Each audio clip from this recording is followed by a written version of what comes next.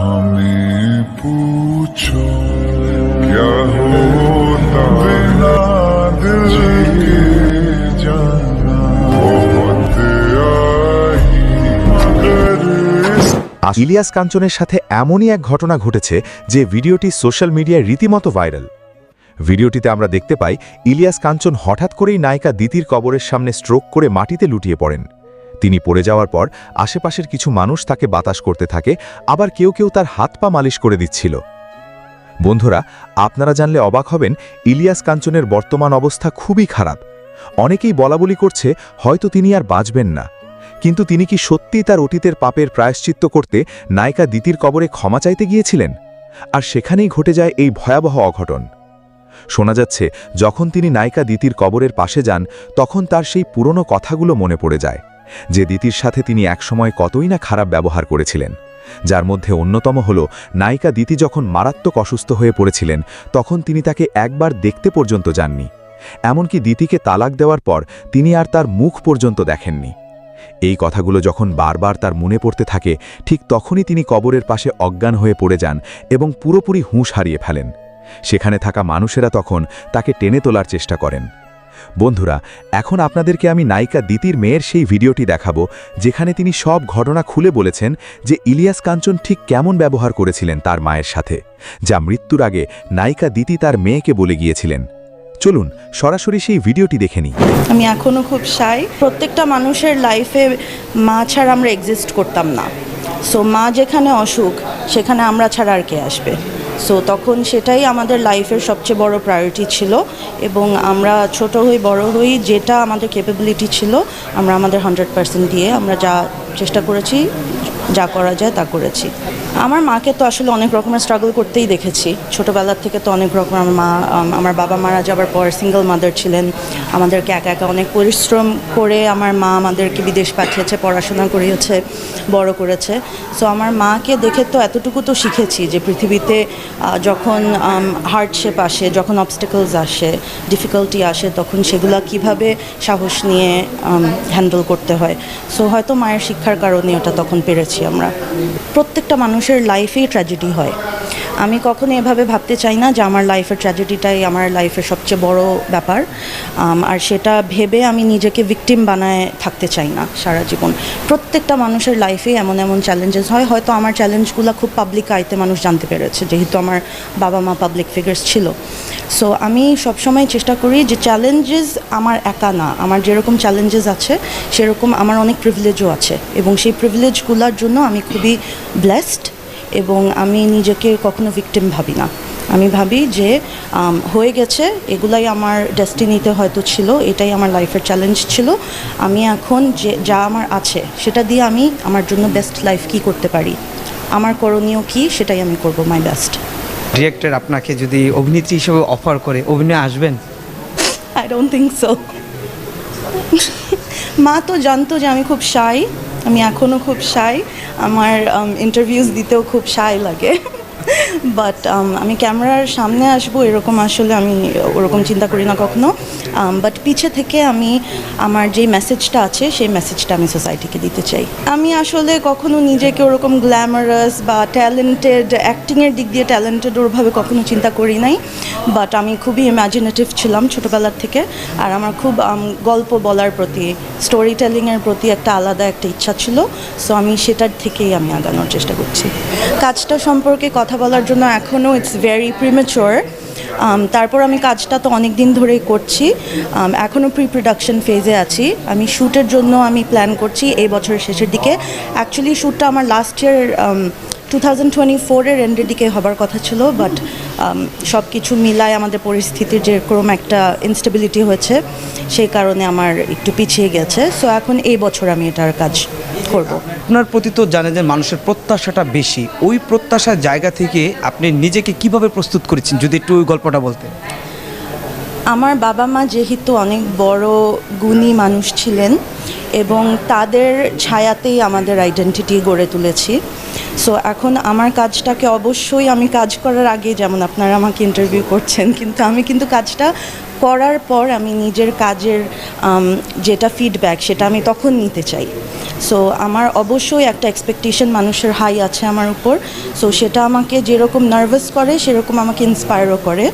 So সেই কারণে আমি আরও এক্সট্রা হার্ডওয়ার্ক আমি করতে চাচ্ছি, যাতে মানুষ ডিসঅ্যাপয়েন্টেড না হয় আমাকে নিয়ে। সন্তান হিসাবে মার কোন গুণটা পেয়েছেন বা আছে বলে মনে করেন?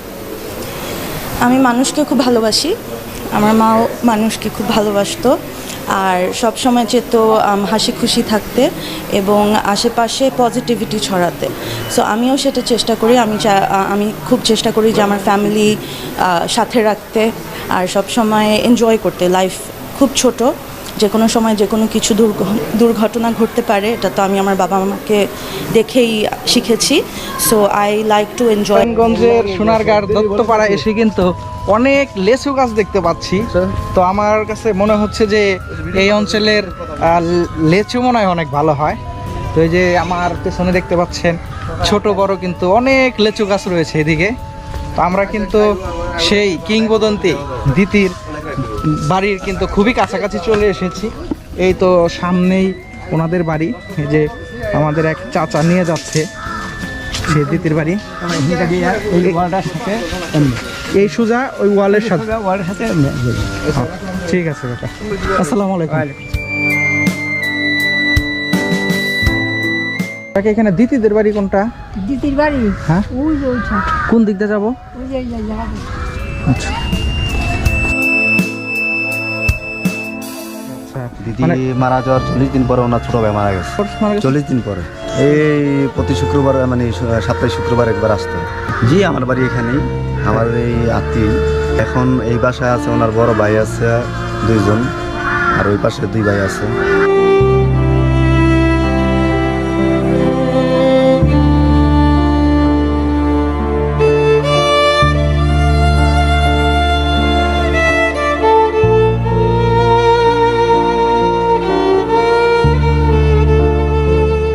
বন্ধুরা, আমরা কিন্তু সেই কিংবদন্তি নায়িকা দিতিদের বাসায় চলে এসেছি। পাশাপাশি কিন্তু এই বাসার পাশেই কিন্তু রয়েছে সুন্দর একটি পুকুর এবং পাশাপাশি কিন্তু একটি সুন্দর পুকুর ঘাটলাও কিন্তু এখানে রয়েছে। এই যে আপনারা দেখতে পাচ্ছেন যে কত সুন্দর পরিষ্কার একটি পুকুর। এই যে দেখতে পাচ্ছেন পুকুর, যে এখানেই কিন্তু সেই আমাদের কিংবদন্তি নায়িকা দিতি কিন্তু একটা সময় এখানে বসতেন, এখানে গোসল করতেন। তার এখন শুধু কিন্তু তার স্মৃতিগুলি কিন্তু এখানে রয়ে গেছে। পাশাপাশি এই পুকুরে কিন্তু 2টি পুকুর ঘাটলা রয়েছে। একটু দূরে যদি দেখি, ওইটাও আর একটি পুকুর ঘাটলা। খুবই সুন্দর জায়গায় কিন্তু এই কিংবদন্তি নায়িকা দিতিদের বাসাটা। এবং পেছনে যদি আমি আরেকটি জিনিস দেখাই, পেছনে কিন্তু একটি সুন্দর লেচু বাগান রয়েছে। এই যে যদি আপনাদেরকে একটু পাশটা ঘুরে ঘুরে দেখাই, এখানে সুন্দর লেচু বাগান রয়েছে এবং লিচু বাগানের পাশে কিন্তু আরেকটি খালের মতো দেখা যাচ্ছে। এটি একটি বড় খালের মতো, তার পাশেই কিন্তু দিতিদের বাড়ি। আসলে এই জায়গাটা কিন্তু ভীষণ সুন্দর, কারণ আমি বাস্তবে এত বড় লিচু বাগান কিন্তু কখনোই দেখিনি।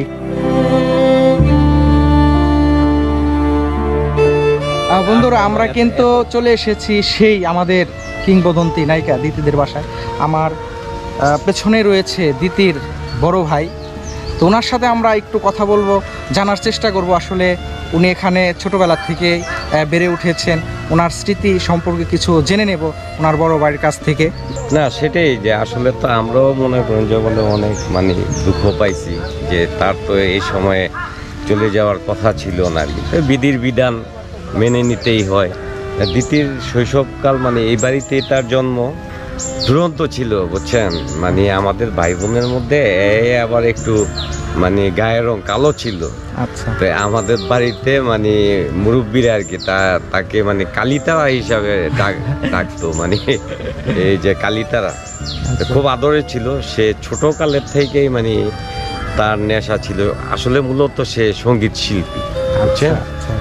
যে সঙ্গীত শিল্পী ছোট কালের থেকে সে বিভিন্ন মানে এলাকার, তারপরে আমরা বিভিন্ন ইয়াতো যেমন ঢাকা টিএসসিতে, তারপরে মনে করেন যে নারায়ণগঞ্জে, মুন্সিগঞ্জে বিভিন্ন জায়গায় আর কি আমরা মানে ওই যে গানের শিল্পী হিসাবে শিখেছি। সে তো এই জাতীয় পুরস্কার প্রাপ্ত, শিশু পুরস্কার প্রাপ্ত, মনে করেন যে পল্লীগীতিতে সে জাতীয় শিশু পুরস্কার পাইছে। মানে সে মূলত সঙ্গীত শিল্পী ছিল। দিতি সাধারণত আর কি যে ছোটকালে থেকে ঢাকাতেই মানে তার মানে অবস্থান ছিল। আমার মামার বাসা আর কি, সে আজিমপুর মানে আজিমপুর স্টেট সরকারি কোয়ার্টারে আমার মামার বাসায় থাকতো। ওইখানে সে মানে লিটল অ্যাঞ্জেলস স্কুলে আর কি ইংলিশ মিডিয়ামে 4 পর্যন্ত আর কি লেখাপড়া করার পর তারপরে আবার সোনারগাঁ জিআর ইনস্টিটিউশন বাড়িতে চলে আসে। গ্রামের সব কিছুই তার পছন্দ, যেমন এই পুকুরে মানে পুকুরে মানে মাছ ধরার জন্য বড়শি দিয়া মাছ ধরা, এমনকি মানে ওই যে ঝাঁকি জাল আছে না, জাল দিয়েও মানে সে মাছ মারার মানে খুব শখ ছিল। তারপরে গাছে উঠা, গাছে থেকে আমাদের এই যে বিভিন্ন মনে করেন যে লিচু, আম বাগান, পেয়ারা বাগান এগুলি ছিল, এগুলি থেকে ফল গাছে থেকে সে নিজেই মানে পেরে খেত। গাছে চড়তো, আসতো, মানে এটাই আর কি। শেষবার আসছে মারা যাওয়ার 2.5-3 মাস আগে আসছিল।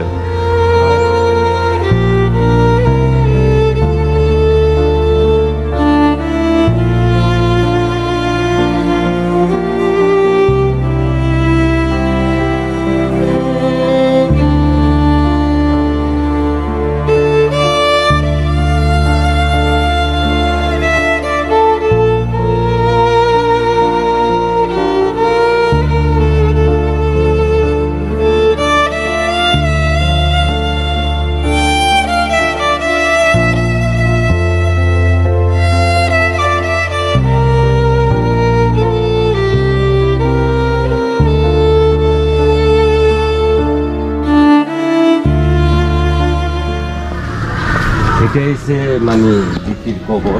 আচ্ছা, এইটা হচ্ছে আমাদের সেই কিংবদন্তি দিতির কবর। হ্যাঁ, আচ্ছা, এটা মায়ের কবর। আচ্ছা, এটা আপনার মায়ের কবর। ওইটা হচ্ছে আমার বাবার কবর, ওইটা আমার দাদির কবর। দাদির কবর। আর এইটা মুক্তিযোদ্ধা মনোয়ার মানে আমার মেজো ভাই, হ্যাঁ মুক্তিযোদ্ধা ছিলেন, ওনার কবর। যার জন্য বন্ধুরা আমার পেছনে দেখতে পাচ্ছেন দিতির কবর। তো পাশাপাশি ওনার বাবা, মা এবং দাদির কবর রয়েছে। পাশাপাশি যে 3টি কবর রয়েছে সেটি কিন্তু টাইলস করা, দিতির কবরটি কিন্তু টাইলস করা না। এই টাইলসটা কিন্তু আসলে ওনার ছেলের কথার জন্য কিন্তু এই টাইলসটা এখনো করা হয়নি। কারণ হচ্ছে ওনার ছেলে কিন্তু আরও সুন্দর করে হয়তো বা আরও ডিজাইন করে কিন্তু টাইলস করবে, যার কারণে কিন্তু এই কবরটি কিন্তু এভাবে রাখা হয়েছে। এটি কিন্তু এখনো টাইলস করা হয় না, হয়তো বা হয়ে যাবে কিছুদিনের মধ্যেই এটিকে সংস্কার করে ঠিকঠাক করে আবার সুন্দর করে তারা হয়তো বা টাইলস করবে।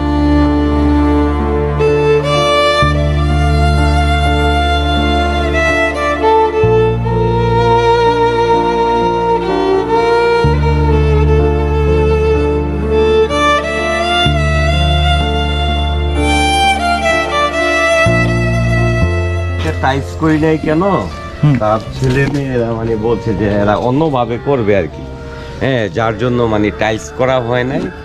তারাও আবার ওই ছেলেটা আছে নেদারল্যান্ডে, মেয়েটা গুলশানের বাসায় আছে। বন্ধুরা আমার পেছনেই কিন্তু দেখতে পাচ্ছেন সেই বাংলাদেশের কিংবদন্তি নায়িকা ছিলেন যিনি দিতি, ওনার কবর কিন্তু এটি। এবং পাশাপাশি কিন্তু পেছনেই কিন্তু ওনার বাড়ি রয়েছে। এই যে আপনারা দেখতে পাচ্ছেন যে এটি আসলে সেই কিংবদন্তি নায়িকার দিতির কবর। তো আমরা আপনাদেরকে দেখানোর চেষ্টা করছি, এটি আসলে সেই কিংবদন্তি নায়িকা দিতির কবর। পাশাপাশি এখানে ওনার বাবা মারও কিন্তু কবর রয়েছে। এই যে দেখতে পাচ্ছেন বিশাল বড় বড় কিন্তু লেচু গাছ, লেচু বাগানের নিচেই কিন্তু সেই আমাদের দেশের কিংবদন্তি নায়িকা ছিলেন যিনি, তার কিন্তু কবরটি এখানে।